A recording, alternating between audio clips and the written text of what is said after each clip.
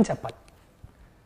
Tollywood hero Raj తరుణ్పై Lavanya అనే యువతి police case పెట్టింది.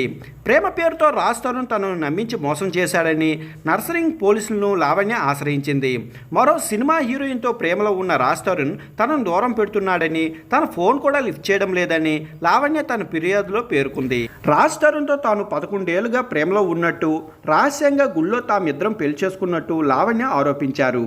అందరి ముందు తనను పెళ్లి చేసుకోమంటే ఇప్పుడు రాజ్ తరుణ్ ముఖం చాటేస్తున్నాడని, తిప్పించుకుంటున్నాడని, తన ఫోన్ నెంబర్ కూడా బ్లాక్ లిస్ట్లో పెట్టాడని లావణ్య తెలిపారు. తనను రాజ్ తరుణ్ ప్రేమించడమే కాకుండా శారీరకంగా వాడుకుని ఇప్పుడు వేరే అమ్మాయితో తిరుగుతున్నాడని లావణ్య ఆరోపించినట్టు తెలుస్తుంది. అమ్మాయిల పిచ్చి ఉన్న రాజ్ తరుణ్పై చర్యలు తీసుకోవాలని లిఖితపూర్వకంగా లావణ్య పోలీసులు కంప్లైంట్ ఇచ్చినట్టు సమాచారం.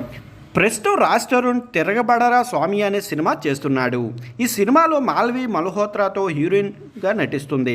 ఈ సినిమా ఘాటింగ్లోనే మాల్వి మల్హోత్రాతో రాజ్ తరుణ్ ఏర్పరిచిన పరిచయం కాస్త ప్రేమగా మారినట్టు టాలీవుడ్ వర్గాల్లో గుసగుసలు వినిపిస్తున్నాయి.